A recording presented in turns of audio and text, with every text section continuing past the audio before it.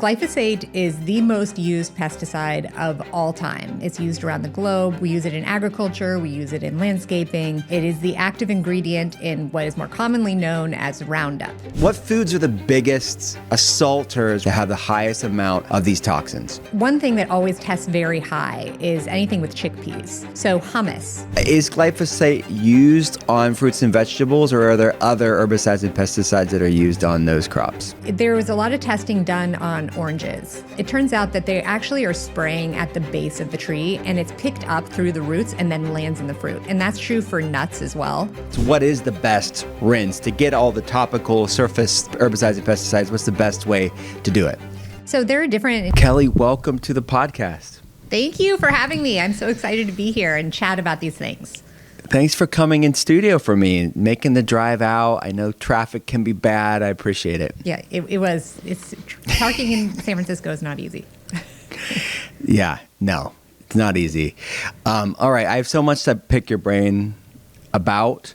We're going to dive deep. I want people to, whether they're beginners to this topic or they're advanced, they've heard everything, I want them to get a fresh perspective on this and hear things they've never heard before. That's my intention for today. And I know you're the person to go to for all of that. So let's start off basic just to set the stage for people that don't know what glyphosate is. They hear about it.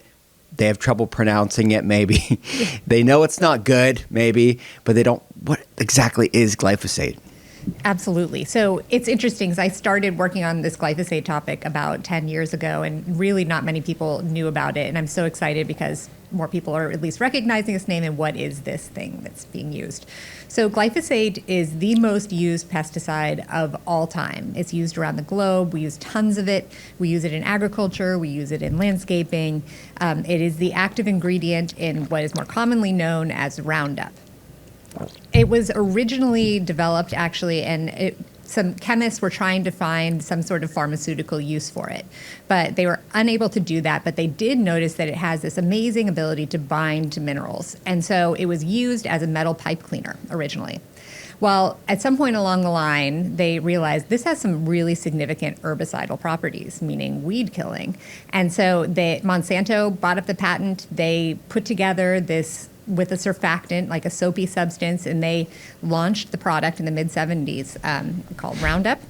It was wildly popular from the get-go. It was marketed as being significantly less toxic than other pesticides that were on the market at the time. And so farmers willingly and excitedly used this. It was very, very effective. It was marketed as not having any impact on human health. It just impacts weeds and plants. So that was definitely winning combination. And so this went on for some time. In the mid-'90s, Monsanto was about to lose its patent, actually, on Roundup. And so they needed some way to stay in the game. And so what they did is they developed the GMO seeds that are called Roundup Ready. So when we see GMOs, I think I didn't even know until I dug into this pretty deeply. I didn't really understand what even a GMO was. And frankly, because I'm from the Silicon Valley area, I'm not anti-tech. Okay, so I thought, oh, that's interesting. This is genetic modification. But I didn't really think about it. Well, it turns out that the reason these were developed is to be able to sell more Roundup and effectively own the seeds as well. So they developed these seeds to be resistant to the effects of Roundup, meaning that you could go and you could plant soybeans, you can plant corn, you can plant cotton, you can plant these things, they'll grow, the farmers can spray Roundup on them, and they won't die because they've been genetically modified to be resistant to those effects. So around that time in the mid-'90s, so 1996, the soybean comes out, and you look at these use maps in the United States, and it is insane because you see this explosion of use throughout our country, particularly in the heartland. And then in the early 2000s, over in Europe, actually, they're like, you know what? They actually weren't using GMOs. They said, there's this other great use.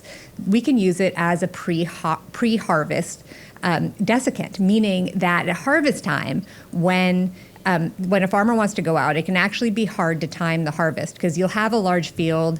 Some parts of the field may not be ready for harvest, other parts are, and so you have to do multiple passes through the field. Well, they realized that if you spray it with Roundup, then it'll all dry really evenly and it'll make it really easy to harvest. So they started doing this on oats and legumes and wheat. And then you see this even more massive explosion in use. And that is where most of our dietary exposure comes from, because to this day, that is what's happening. Okay. So fascinating history. And thank you for that. So let's cut to today, or I guess, when did people start realizing, after we had the initial onset of glyphosate being used in farming and even gardening, right? Still, because the people can use it in their yards. And then you have Roundup Ready seeds. At what point did people start realize, hey, this may be not so good for humans after all? Well, it's really interesting. So I've spent a lot of time with farmers in the Midwest and conventional farmers that use all kinds of pesticides. And a lot of times they still are of the mentality that this is so much less toxic than other alternatives. And a lot of the times they say, well, we don't believe that it's connected to these health problems. Now, people are starting to become aware of it, mostly because now we have the internet where you can go and look, and social media. But the way that they've been able to hide this for so long, it actually has all kinds of negative human health effects. But in order to keep this on the market, they have manipulated the EPA. They have put front groups up to defend glyphosate, to the point that scientists, if they've criticized it, have been just put through the ringer. Like medical journals have pulled really important pieces of research.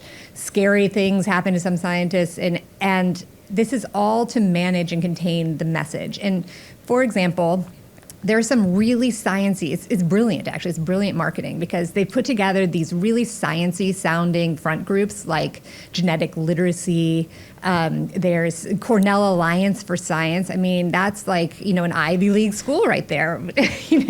This is a program actually backed by Bill Gates. But if you see Cornell saying, oh, glyphosate and GMOs are fine for your health, you're probably not going to question it much further. So it's been very strategic. Wow. Okay, so what are the biggest things that people are finding with exposure to this herbicide and these chemicals in general when it comes to modern farming and the exposure to herbicides and pesticides, different types of cancers? Can you kind of go through the list of what is out there? Yes, absolutely. So anytime anyone hears there isn't much evidence to point to negative human health effects, which is what the EPA currently says, that is entirely false. You can go into PubMed and look this up yourself and put in glyphosate and any number of health effects, and you're going to say, wow, that's some pretty substantial research that shows there's a problem with it. So the list is long. There's been proof of its really strong connection with non-alcoholic fatty liver disease, and which there's been a huge rise in.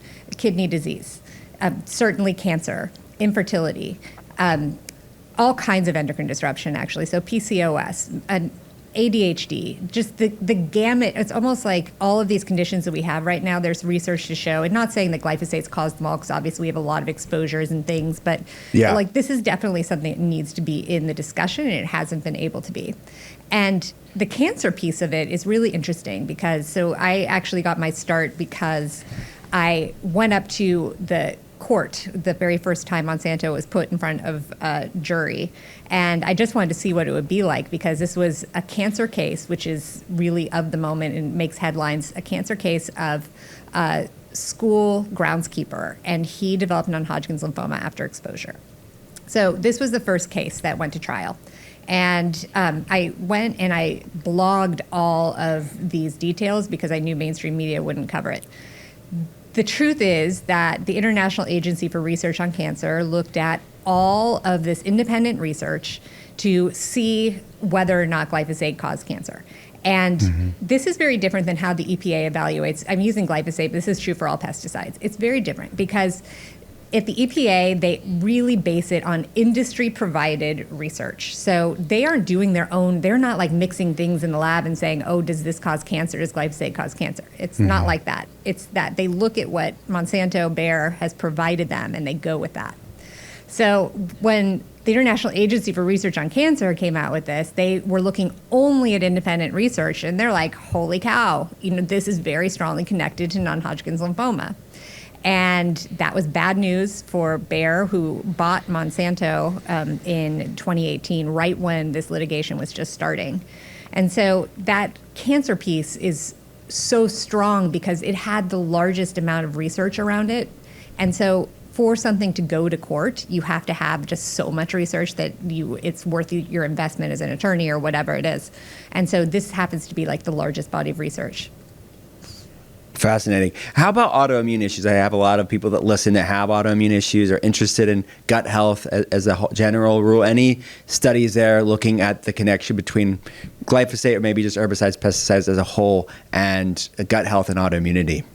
It's so interesting because I feel I've been to several conferences at Institute of Functional Medicine, and they are hesitant to really dig in on this pesticide issue. So a lot of times, probably your listeners are very familiar with leaky gut, and you see the diagram of the gut and the tight junctions, and you're like, okay. And usually they have like a little designation pesticides, right? That's there. But it doesn't usually go much further than that. And the truth is that there have been tons of studies on the impact of glyphosate and other pesticides on the microbiome and its contribution to gut dysbiosis. And it's even, its interaction with zonulin and the tight junctions, and then the gluten component comes in, and then you have this combination of the glyphosate and the gluten, both inflammatory, and creating this perfect nightmare in your gut. And so that is really the direct link that the evidence is showing, is that contribution to gut dysbiosis. But you also see in similarly, so there are connections with inflammatory bowel disease, certainly, that have been done with glyphosate, very specifically Crohn's disease. And so this research is now starting to emerge as we have this, of course, exploding epidemic of autoimmunity. Yeah, so true. So, and I can tell you, as someone that looks at labs for a living, and I measure glyphosate on labs, it is ubiquitous, common, not normal. I mean, even if it's trace amounts, there's no healthy amount of an herbicide coming out of the human body, is there? I mean, what's the... This is not meant to be excreted. I mean, we want it to be excreted if we're exposed to, but it's not like a normal human excretion. So that's exactly it. And this then, as an aside with that, so I started reading this research that showed that in the laboratory, if you put glyphosate with sperm, it decreases motility or kills the sperm, okay? So I'm like, gosh, I wonder if it's in semen, because there hadn't been studies yet about it crossing the blood-testis barrier. So I got 4 guys to send in samples, and by the way, like, that was a gift from my girlfriends. They were like, okay, I'll get this sent. You're a friend of yours when. Totally. They were so psyched to be friends with me at that moment. And so they, and all of them came back positive. All of them came back positive for glyphosate in semen, and we know what it does to sperm. And so I took this information actually with me to the EPA, and I presented in front of the Office of Pesticide Programs. And I did that. I showed all this direct connection with it impacts testosterone levels. It decreases testosterone. It decreases estrogen. It is attacking sperm. It attacks the follicles in the ovary. And it decreases the ability of the embryo to implant in the side of the uterus. And once again, like, just to go back to the beginning of this conversation, this is the most used pesticide of all time. You're just like what you're saying. We all have it. You can't avoid it. And it is dramatically decreasing our ability to reproduce or have normal hormones. Like, to me, that is scary, because that's like nature saying, we're done. Yeah, nature saying, slow down, you all are destroying yourselves. And when you look at the statistics, conventional statistics of, we've seen a 50% drop in sperm count in the last 50 years, we have to ask, why? And as you kind of pointed out, it's of course multifactorial, but to ignore herbicides and pesticides as a component at the very least, and I would argue for a lot of people, a significant component, and larger environmental toxins even beyond this category of toxins. So what foods, if people are, okay, wow, they're like, they're woken up now. What foods are the biggest assaulters when it comes to things that people buy in the grocery store that have the highest amount of these toxins? When going back to what I was saying about pre-harvest desiccation, so 90% of our dietary exposure, at least, comes from this pre-harvest spray.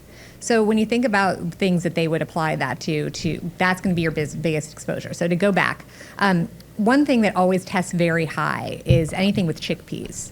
So hummus. Hummus is always really, really high in glyphosate.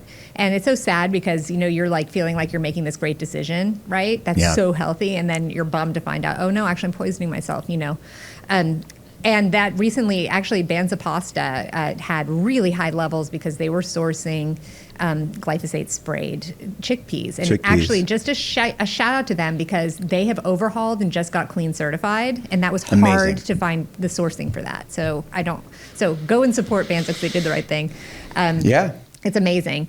And so, but typically you're going to want to buy anything with chickpeas and anything with grains. So oats or wheat, you are going to want to be sure that it wasn't sprayed pre-harvest.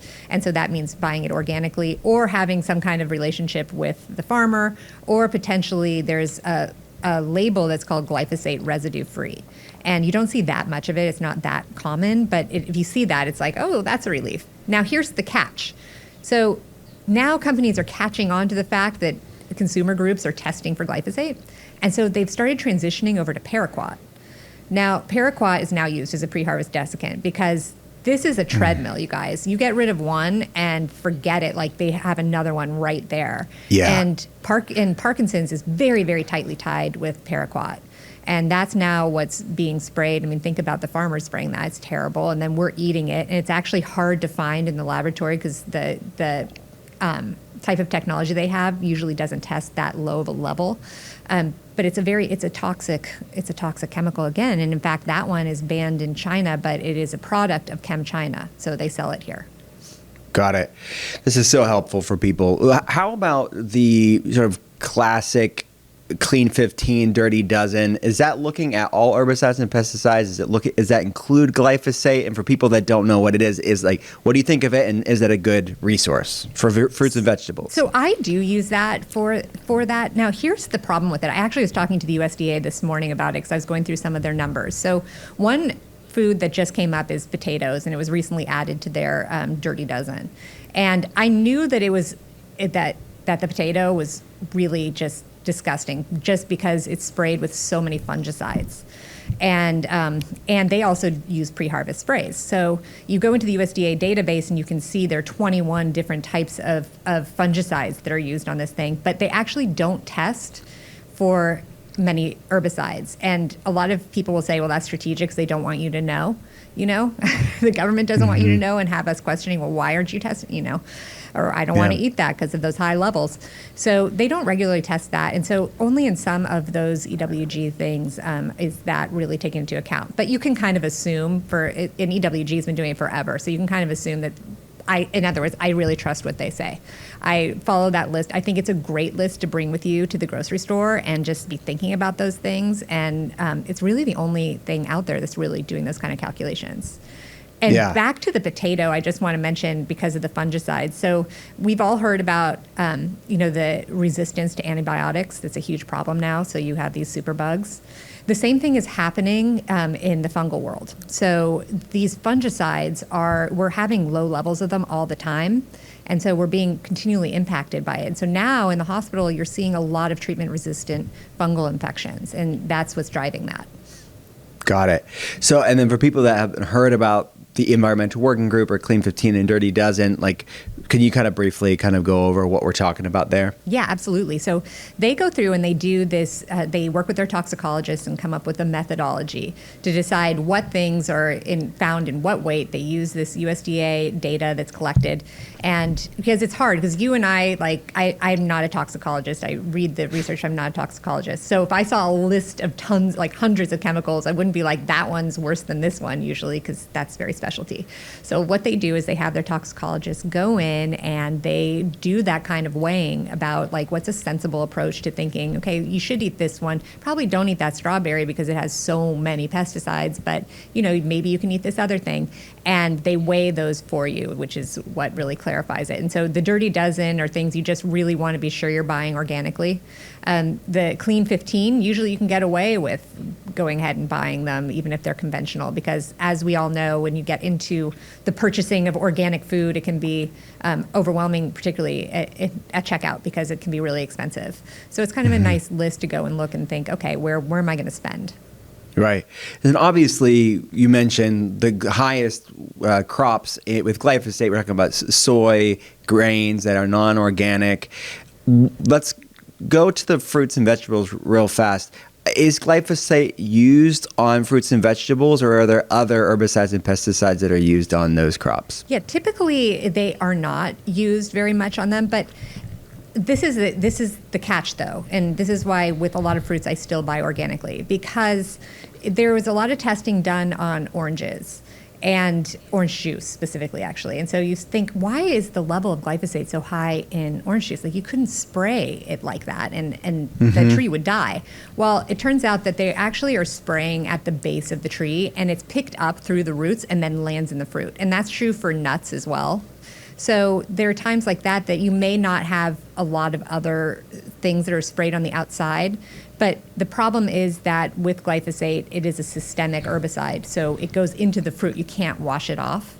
So with things like, apples and anything that comes from an orchard, I personally, although I'd have to go and review what EWG said, but I personally stick to the organic there whenever I can, just knowing that. And in fact, it's killed off a lot of, Florida no longer is able to produce the same level of oranges because all of these orange groves have died because of this poor abuse of the soil repeatedly with these sprays. And it's crazy because I actually talked to a whistleblower who worked there, and he tried to raise the alarm many times on the fact that spraying glyphosate around there on the base is killing off the entire tree. And they told him, you're going to be demoted or fired if you keep it up. That's not the narrative. Oh, my gosh. And so now the whole Florida citrus industry has just crashed. Got it. So the kind of answered my question, and what I wanted to get your hot take on it was, let's just say we're talking about a fruit or vegetable on the Dirty Dozen list. Washing it off is not going to be good enough if it's growing through the root systems and it's sort of embedded within the fruit or vegetable. Is that fair to say? That's exactly right.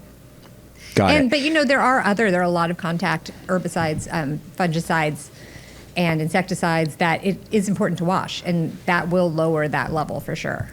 Got it. So do what you can, I guess. And okay, so what is the best rinse to get all the topical surface to herbicides and pesticides? What's the best way to do it?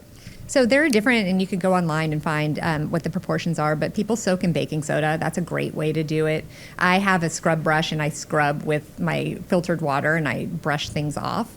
And that is pretty effective as well. And then you can go at Whole Foods. I've noticed a lot of organic sprays that you can use to clean off the surface. And some people really swear by them. I don't use them, one, because they're really expensive, and also I haven't tested them myself to know. But some people have good effects with that. So those are the different choices. Got it. And how about, I get not everybody, but there's a subset of people that listen to the show and on social media. Every time I talk about alcohol and wine specifically, we got some people that love their wine and they want to cling to their wine. Can you talk about glyphosate in wine? What's the study show? Yes, the studies are showing, of course, because of the grapes and spraying all around those roots, they oftentimes come back high for glyphosate, for sure, and a lot of different pesticides. And it's so sad when you're in the Napa Valley, because a lot of times you'll just see this haze over it, and you see just the spray, and it's sad. But actually, this is an interesting tidbit. So in France, they had a group of sommeliers come together and do a wine tasting, and they wanted to know whether or not they were able to detect pesticides in the wine or not. And of course, their tongues are so refined that it was really something else. And they were able to tell what pesticides were sprayed. So it was like, oh, that's not oaky because that's like the flavor of the soil. That's oaky because of this fungicide. Oh my gosh! And so that really made headlines over in France. And they're serious about their wine. So anyway, yes. And so, but there are so many now biodynamic wines, organic wines, and if you make those choices, you're not going to be as exposed at all. And like in my case, I feel, because I tend to get headaches sometimes from wine, but sometimes not. And my feeling is I definitely am less inclined to get headaches when I am having those organic or biodynamic wines. That just is a game changer. For sure. And obviously, look, I want to be, I don't want to fearmonger, but when I've seen studies that looked at some organic wines, and obviously you have to do the best you can, and I'm saying I still go organic, but I've seen studies where because of the runoff, where if there's a conventional vineyard next to an organic vineyard, you could have at least less amounts of glyphosate, even in organic wine. And that's why third-party testing is so important, right? And brands that do that. What's your take on that? Is that maybe like not that big of a deal because it's less, or what's your take on not just wine, but I guess farms as a whole and the impact of farms next to farms, and each farming practice is different? Oh, yeah. And this is awful for the organic farmers that happen. Usually they're located near conventional farmers that are using pesticides. So that drift piece is so awful to the point that sometimes they're unable to sell their products because they're no longer organic by no fault of their own. Right. At all. I mean, it's just so sad. And the other thing that's happening is that organic farmers have to get their fertilizer somewhere. So usually they're sourcing it from manure. Well, that manure usually comes from a feedlot that has been fed the GMO glyphosate feed, and then it goes in excretion, like the feces is a main route of excretion of glyphosate. And so then that's applied then to the soil, and then it's taken up into the crops. And so sometimes you'll see these low levels of, I mean, it's very rare that there's some huge amount of glyphosate on organic, but I'm now to the point where I don't see really a way to not be exposed to it, particularly having talked to these farmers. Even no matter what you do, it's just so, it's so in the system and in the water. It's a water-loving chemical. It can be in irrigation. It's just, you can do your best. And that's what I do. Like, I'm here talking as Glyphosate Girl or whatever, but I'm actually not that panicked because I feel like I'm able to limit my exposure overall. But like, I eat out. I eat out probably, once a week with friends, because otherwise I feel like my emotional connections and like social connections are basically dead. So I'm not that scared of it, but you just have to take these steps to limit. I love that. That's what I want people to leave here with: is be empowered. Don't be discouraged. Your body's amazingly resilient. Yes. And we're gonna weave in like practical steps you can do. And we live in a messed up world, but our body is resilient despite it. So don't stress. You can't live in a BPA free, glyphosate free bubble forever. You have to live life and do the best you can, right? You absolutely can. And I know you talk so much about the mental health component to overall wellness. And I actually feel like in my own journey, because I started this with autoimmunity, came out of it, it wasn't until I could let go of that part that I could actually heal, because I was living in so much fear then of what's going to make me feel sick or how are my symptoms going to get worse. And so, yeah, just being able to live that and be able to live a normal-ish life, is such a huge gift. And so, and we can do it. And I've integrated things like I'm really into farming now, and I love going and gardening, and just like becoming connected to it is also so fulfilling. Yeah. Well, it's like Maya Angelou said, right? When you know better, you do better. And that's what the whole point of what these conversations, what I want people to get out of it. It's not hyperbolic, fear mongering. It's just, you have to know what you're dealing with to do something about it. And so many people don't. So by raising awareness, we can make more informed choices and have informed consent on the products we're buying. Because there is a lack of transparency, I think, as consumers. So, all right, let's go to the Roundup Ready seeds.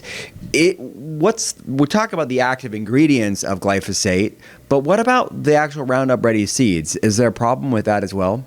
Yeah, and it's so interesting. Probably people have seen these reels. They've done these studies with animals or birds, and they'll put out this different types of seeds, so the GMO and the non-GMO, and they will not touch the GMO seeds. They can tell, which is wild.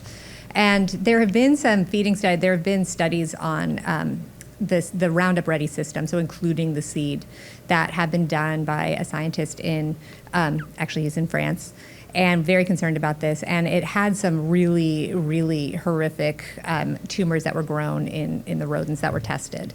And so there's a bunch of people that have really focused their life on this genetic modification and how it might be impacting us. And so we already have a base of research that is showing that it is not healthy to be having genetically modified seeds and crops that come from them. In fact, another study that was done on a bunch of pigs, and they were given two different types of feed, so the GMO seed feed and then the non.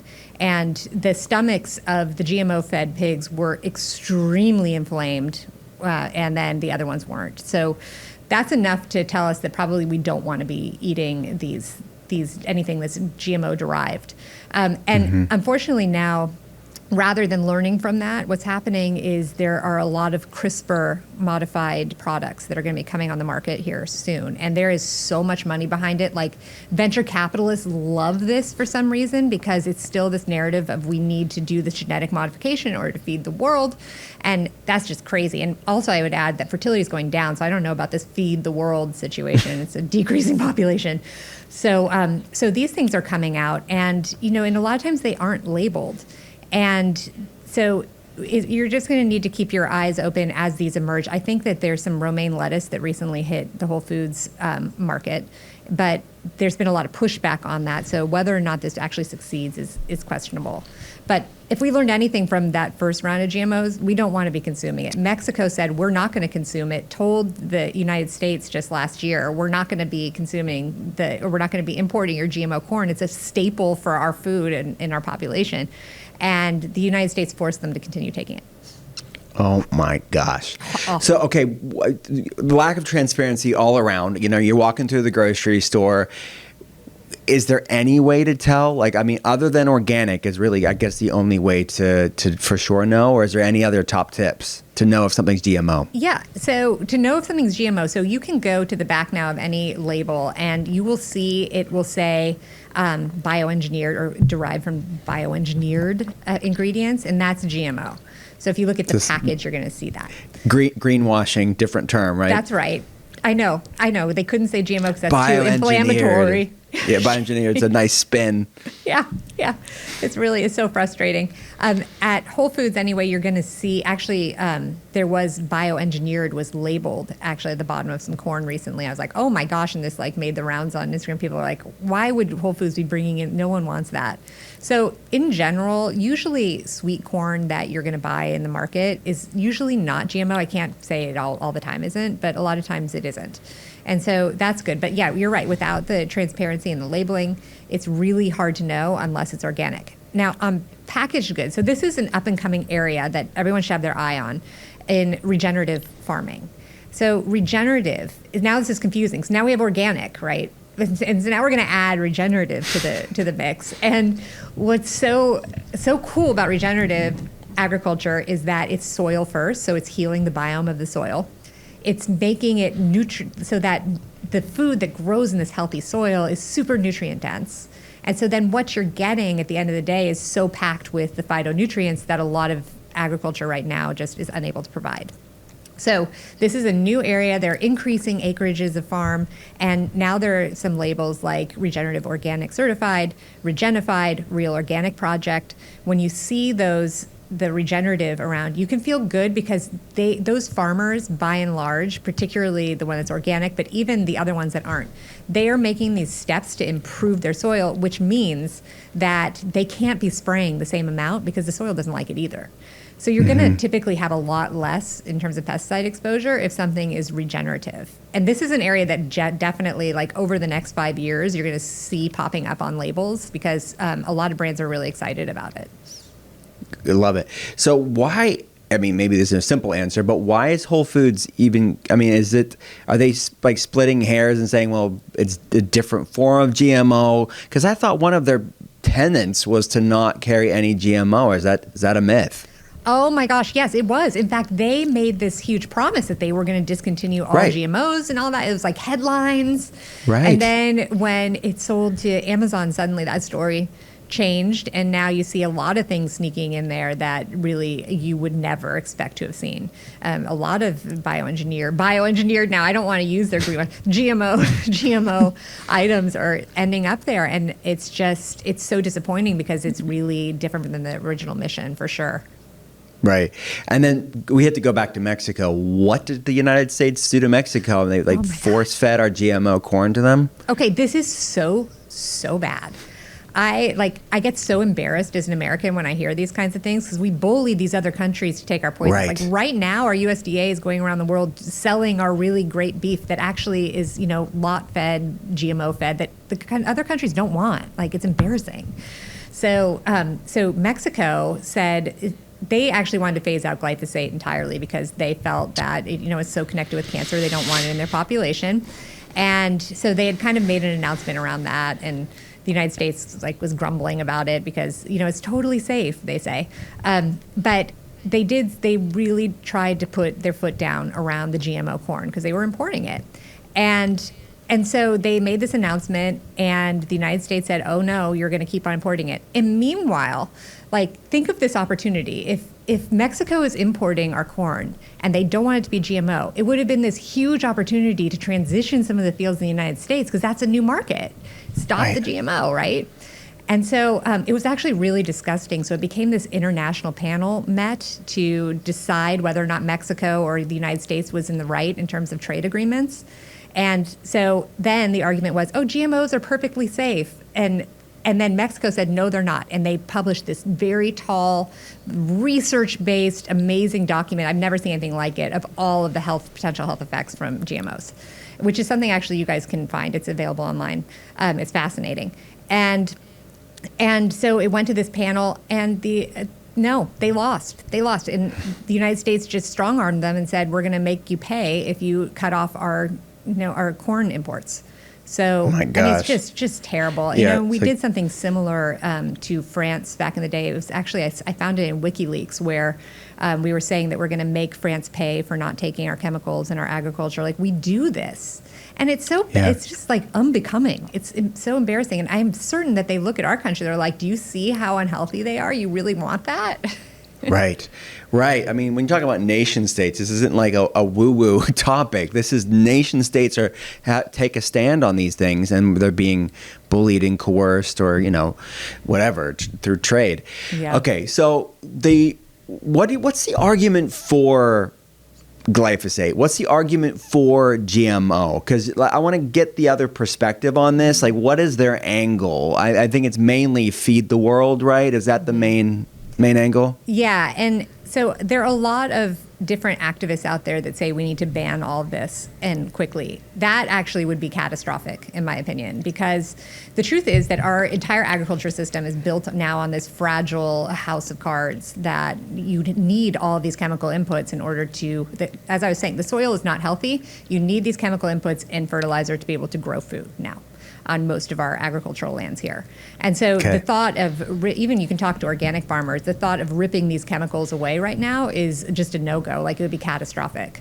Got it. The argument for it, which, this whole thing was birthed in the Green Revolution, where they really were able to increase production of grains in particular by having fertilizers and chemicals. I mean, it's just something that happened after World War II. It did increase production, and, putting aside the human health effects of it, it's a great model and a great way to produce a lot of food cheaply. It just is. Like scale and cheap. And like you don't have to hire as many laborers and all that. Unfortunately, that led to these mega farms forming and sort of the destruction of small farming towns, because it just got bigger and bigger, because as you industrialize, you can do more, and really took away a lot of the farmers from their land. But the argument is that glyphosate is super cheap. These seeds are widely available, and now the seeds are genetically modified to be resistant to 5 different types of pesticides, because nature, and this is, I've wondered about the human body. I don't think we're capable of it, but who knows? The weeds have started outthinking glyphosate, so they're becoming they are able to outmaneuver it, and so there are these super weeds that are coming up, and I'm just like, that is so amazing, right? They're like, so they like morph themselves, and so now they're having to add more chemicals, though, because it's not working, right? So, but anyway, this system has worked. It does feed the world, but what it does is it feeds the world meat. So that's the argument. We're not sitting around typically eating like GMO soy and corn. Like, that's not where it's showing up. It's going as feed to these huge, huge feedlots and CAFOs, the confined animal feeding operations. And that's what they eat. And so if you want the world to eat lots of cheap meat, so all this fast food, it's going to be hard to do if you're just grass feeding. You have to pack them in. You have to have this cheap source of food and protein to feed to them. So that, and I'm a meat eater. I enjoy my grass-fed meat, so it's not that, but that is definitely something in the food system that needs to be addressed, because first, obviously, it's inhumane, but also that is what's keeping this market going for this many genetically modified seeds. Got it. And then, I mean, look at the fertility statistics or the autoimmune statistics or the metabolic statistics, and what does the person that's arguing for more, like, no, there's nothing wrong. We're talking about trace amounts of herbicides and pesticides. This isn't a big deal. You guys are all hyperbolic in the sort of wellness and the environmental space. And this is about feeding the world, and that's the main thing. And you're fear-mongering. What would they say is the reason for the rise of chronic disease? Do they have an answer? I've never heard any of them being able to answer, honestly, looking at the causes. That is such a good question. I don't know what they would say. They would say it has nothing to do with pesticides. And they say it has nothing to do with food. They say, I mean, what they say it has nothing to do with anything that's like part of big food and big pharma. But you know what? You're so right. I want to know. And you know what's interesting is I interviewed a bunch of farmers actually during harvest, and I just was asking their opinion. Like, I didn't say that I actually was from California, because that would be like really, really suicide to go into farmland and say that. But I asked them if they have any concerns about any of these chemicals, and particularly glyphosate, given the cancer trials. And they said, a few of them said, well, we've had a lot of cancer in our family, but it's not because of the chemicals.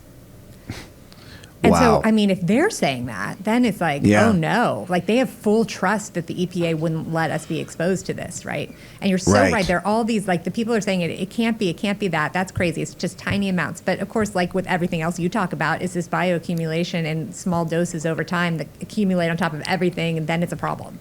Yeah, exactly. Look, if it was just one thing, maybe the body's more resilient than that. But we're talking about this perfect storm of variables. And again, the body's still resilient despite all that. But we are up against a bigger uphill climb versus our great-great-grandparents, right? Oh, yeah. And what is very cool is that a lot of the younger farmers, so a lot of the farmers, they're old, basically, a lot of our farmers in this country. And so they're 65 plus. And their children are ready to take over the farm and are often really open to these ideas of regeneration and cleaning it up and not using chemicals. And amazing. Especially driven by the wives, which is interesting, probably because they have autoimmunity or fertility issues. Probably. Right, for real. And so they just need to wait for their fathers. I've heard this so many times, have said, I don't want to do that. That's crazy. You need chemicals. This next generation, I think, is going to come in and they see it differently. And so I'm so excited to see that. 'Cause I think that's going to, well, it has to happen because they can't grow things much longer. Like, we have a limited number of harvests.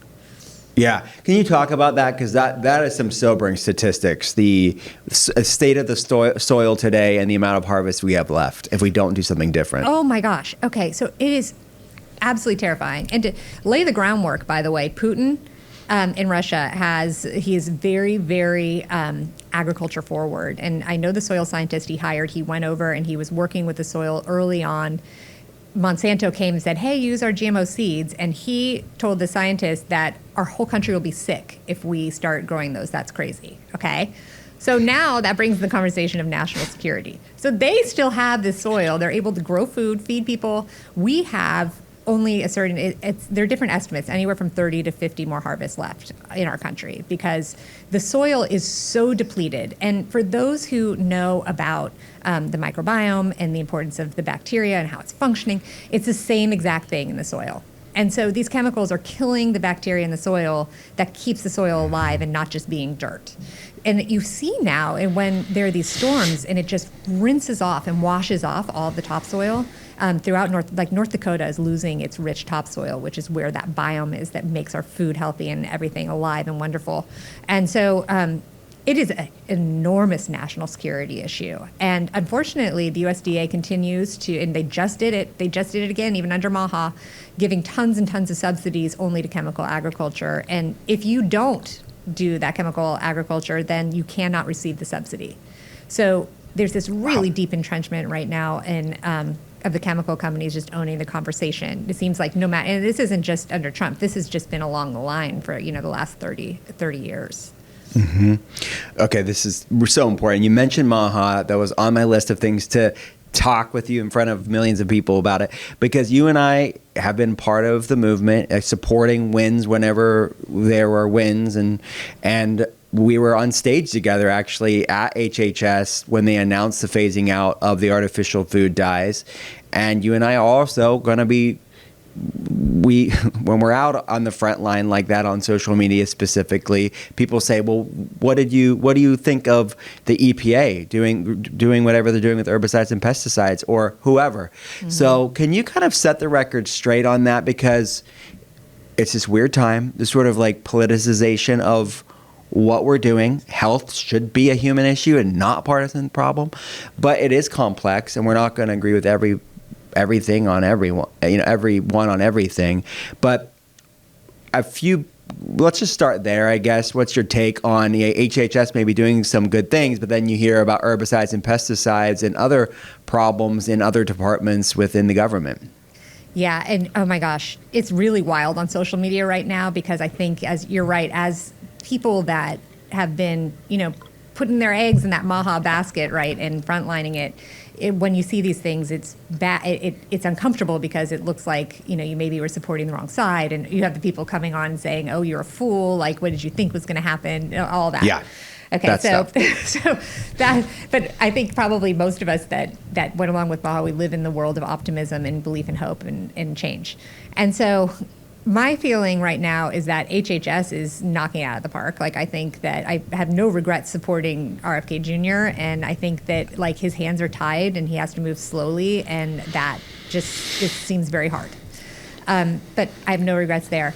The EPA piece, I had in my mind, I didn't know where Lee Zeldin, who's head of the EPA, was going to come in on things. And like there were thoughts he didn't come from industry, so maybe that would be better. So what happened recently that was so infuriating is that the Maha report came out, and I had been contributing some things to it and ideas. And once again, not ban pesticides, right? That's not my thing. It's like, can we ease off of the use of pesticides? Anyway, so the glyphosate and atrazine were both mentioned in this Maha report. And this is the first time in a government document there's ever been even a question if there might be a problem of these chemicals. And so what happened was a knee-jerk reaction from the EPA. And I don't know if this was Trump. I don't know who put him in there. But there is a guy named Kyle who was put in to basically be head of pesticides. He is the star lobbyist for the Soybean Association. He single-handedly has made sure that a really toxic, awful, like farm-killing chemical dicamba is back on the market now. So I look at that and just in shock. And I mean, because I come from this ag sort of pesticide world, I'm like, I wish that RFK Jr. had been head of the EPA, but I don't think that was ever going to happen. And so watching that, I just feel so sad. Now, I still am holding hope with the USDA, because I think Brooke Rollins is on board with Maha, but I think she's in a really difficult political position where she has to really toe the line. But I've had some meetings with USDA. I'm working with tons of these amazing regenerative farmers. We're bringing these proposals over, and there are open eyes and interest. And so it gives me hope on that side. So, and you see the relationship between RFK Jr. and Brooke Rollins. They do activities together. You never see the EPA, right? The EPA is never there. And that makes me really mad. But would I go back and support Maha again? I absolutely would, because I think at the end of 4 years, when we look at the basket of good that comes from these 4 years, it's going to outweigh the negative. And, and one final thing that people need to know, that this is not, there are incremental worse things that are happening at the EPA, but it was so bad under every single administration. So I spent the last 4 years going repeatedly under the Biden EPA, presenting awful things about, like, the sexual impacts of exposure to atrazine, which is in our drinking water, all this glyphosate stuff, and brought scientists and doctors and all this independent research, and it was always ignored. So it's not like it was so great and now it's not. Right. Absolutely. Well said. And I agree with you. Like, Brooke Rollins, I don't know her, but it seems she was very much involved with the Maha report, and having someone in the USDA, not within HHS, kind of working, because we can't have Health and Human Services without looking at the food supply. But you're so deeply, I mean, what I have heard from people within the administration and is that there's so much special interest, is that they want to do so much more, but like you said, their hands are tied the amount of corruption. Yeah, the corruption. And I don't know, once again, I would love to know who it is that, I don't even know if this is Lee Zeldin. Like, I imagine this lobbyist was forced on him by someone. Who is that? Like, who is that piece in there. I don't even think it's Trump. I don't think he has time to be like, well, let's appoint that person to the head of, like, who is it that's doing that? So that's what I would really be interested in knowing. And and then in terms of from HHS, what can be done in terms of pesticides, I don't know how much can be done, but one really interesting piece that I've brought up is that the regulation of residues of pesticides on food is actually originally fell under the FDA, which falls under HHS. It only went to the EPA under a memorandum of understanding. It's not law that the EPA decides what residues are okay levels. And so potentially my hope would be over the next 4 years, can you get that back into HHS so then you can have stricter guidelines? Because right now the EPA just goes out and tests to see what level of glyphosate or whatever is there, and they're like, okay, let's raise that limit. I mean, it's not based on science. Yeah, not at all. And look, it's like both sides are at fault. Republicans historically have been horrible when it came to the environment and herbicides and pesticides in the name of free market and deregulation and freedom, right? And then the Democrats it's just pretending like they care, but don't really do much, right? It's just just to get votes, they'll act like they really care about human health. But when it comes down to it, they weren't doing much at all. No. And they were really just owned by these big corporations, just like the Republicans were. Well, it's crazy. I went with a group to meet with the FDA last fall, so it was under Biden. And there was this guy, Jim Jones, who was head of human foods at the FDA. This guy is so freaking corrupt. He actually spent most of his career over at the EPA as head of pesticides. Then they brought him back, to be head of human foods. And I went with the group and we presented all of this evidence of heavy metals in baby formula and the fact that we did some testing and gluten levels. Moms Across America did this testing. The gluten levels in the gluten-free bagels at Trader Joe's was horrible. So if you had celiac disease, you were going to get super sick from it.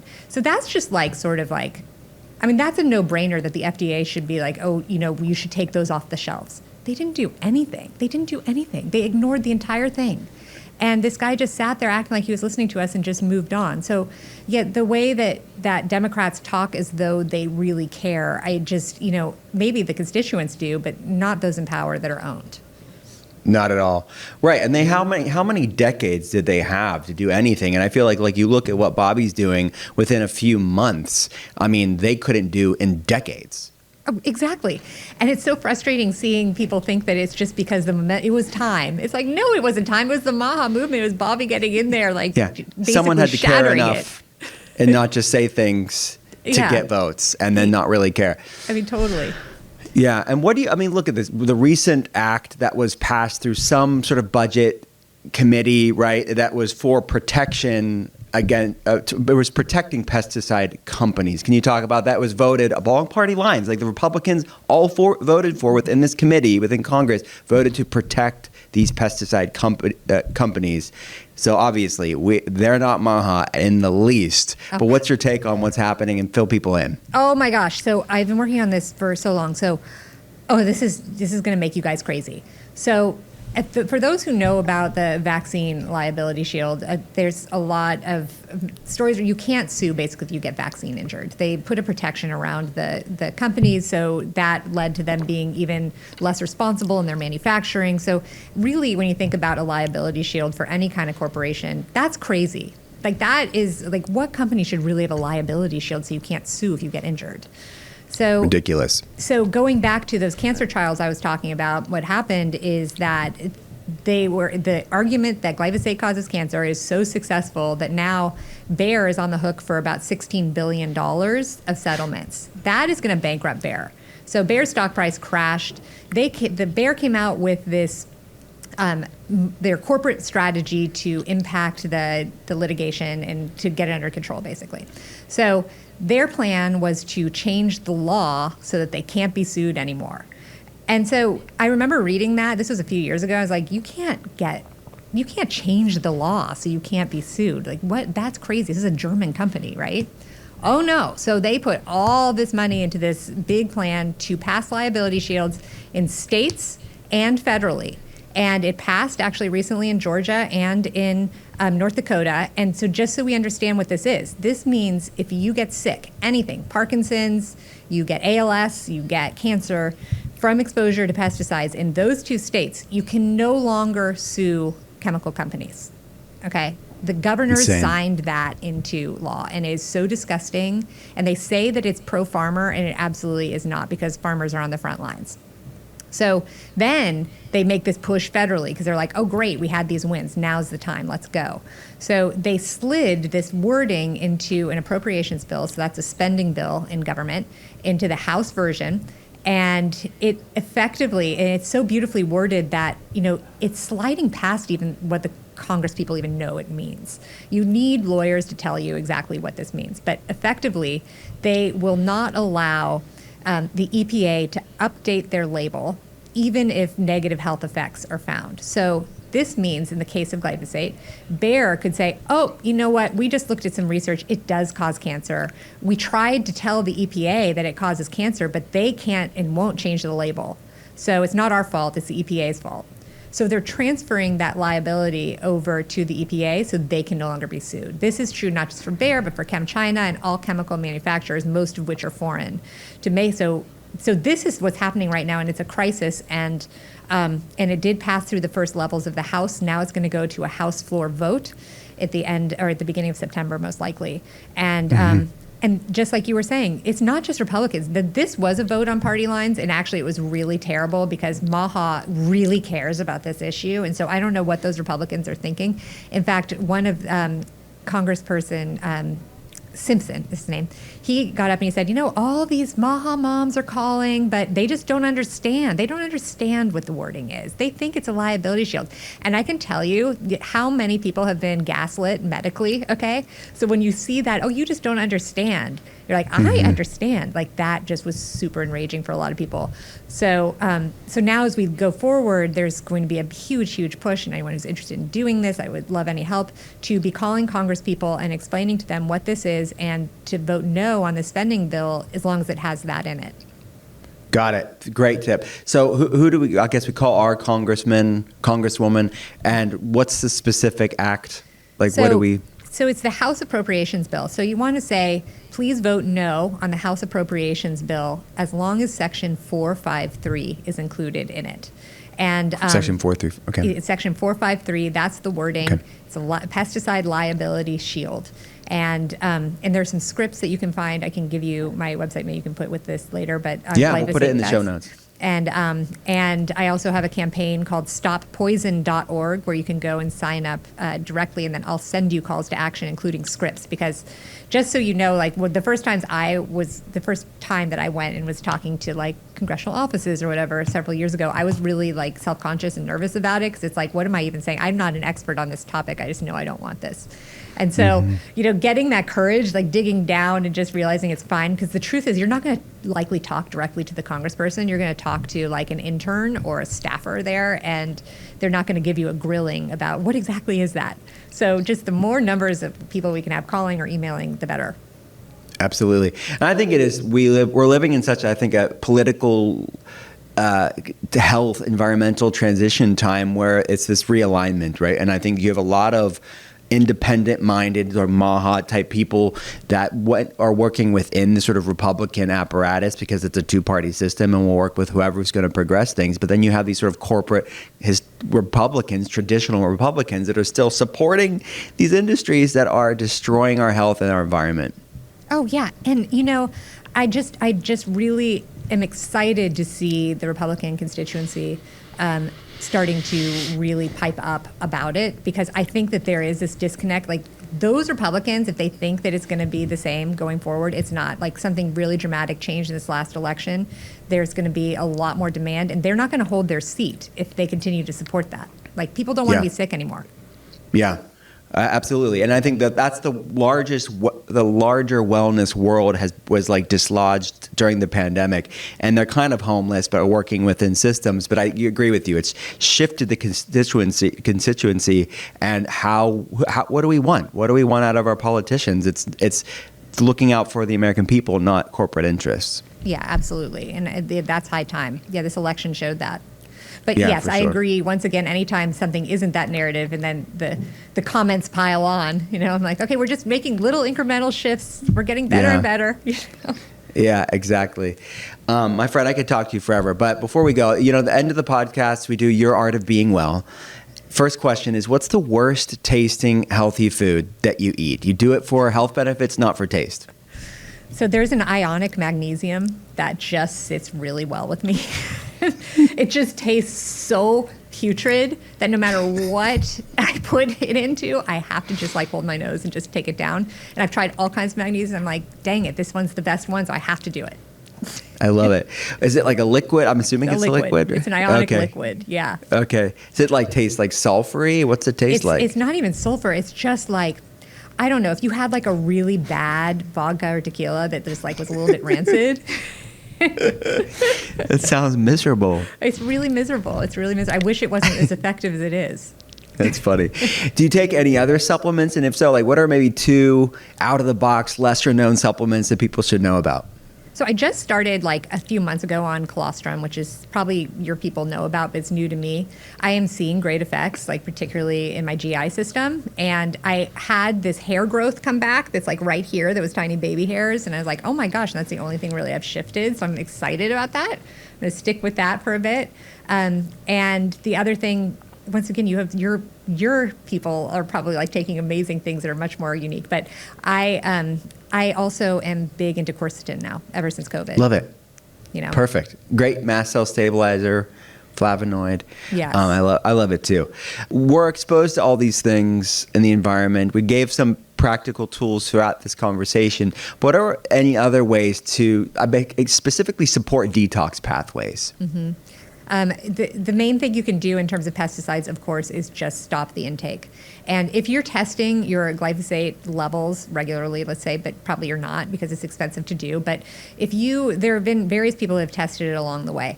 And so they change their diet, then they test their glyphosate levels. And it can take a while for those to come down because it's bioaccumulated in your body, including in your bones. So, and then, non-Hodgkin's lymphoma and blood disease is very common. And so you can see how that is because it goes into the bones. Mm-hmm. So really decreasing your intake is going to be the best thing. Of course, then there are all the other strategies that are really the same as any other kind of detox. So talking about sauna and sweating, supporting the liver, of course, for detox, all of those, lymphatic drainage, that is a super important one just to get those pathways so that, it can be expelled. Those are all really big. The other thing is that you really need to be sure that you are taking a supplement of minerals because, and this is something that we didn't really talk about. Remember when I said that glyphosate was originally used as a metal pipe cleaner?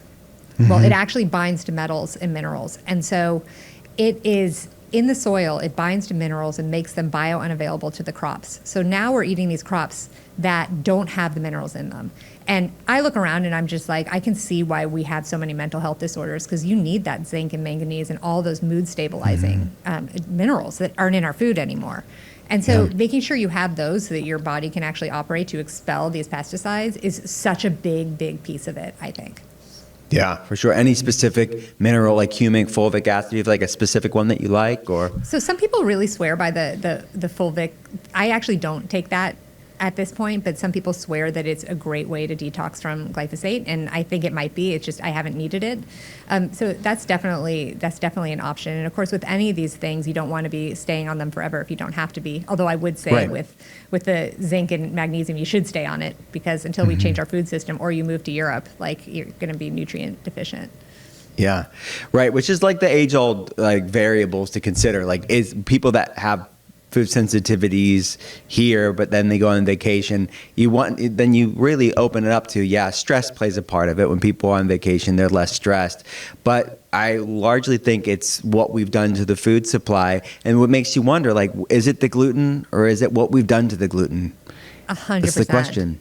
Yeah, that is always the ongoing question. And, even some of the researchers don't really fully understand it. A lot of it, I remember talking to a scientist who did an elaborate study of actually the protein, the gluten, and just isolated it, sterilized it, and didn't see the same inflammatory effects in people that when they're just consuming a glutinous product, right? So if it's not actually just the gluten, then it's all these other components in terms of course, like how was it prepared? Was it allowed to rest? Was it immediately put into the breads and all of that? And of course, in Europe, they do use glyphosate in Europe, but they don't do it for pre-harvest desiccation. So their dietary exposure is much less. Got it. That's a good clarification there. So it is still used in the EU, Oh, yeah. but just not pre-harvest. Not pre-harvest. And they don't have GMOs. So, well, they do actually in Spain, but by and large, most of the countries don't. Yeah. And so, so the amount that you're exposed to in your diet is considerably less. Yeah, that's sort of, again, that's sort of confluence of factors. It's the amount, right, that's being used. It's just too much to handle on the human genome and the microbiome. And the microbiome. Yes, absolutely. Yeah. My friend, this has been a blessing. Where do people go to learn more about your work, get plugged in, get active? Okay, so yes, get active now. I really have so much optimism that we can fight this, not only the pesticide liability shield, but just our consumer behavior. They're listening, like the companies are listening, they're changing. And so that's a lot of the work I do. You can follow me on Glyphosate Girl on Instagram. You can go to glyphosatefacts.com and you can go and download research and learn more about this subject. And go to stoppoison.org, which is my sign-up form to help to fight this pesticide liability shield. My friend, thanks for coming on. Thank you.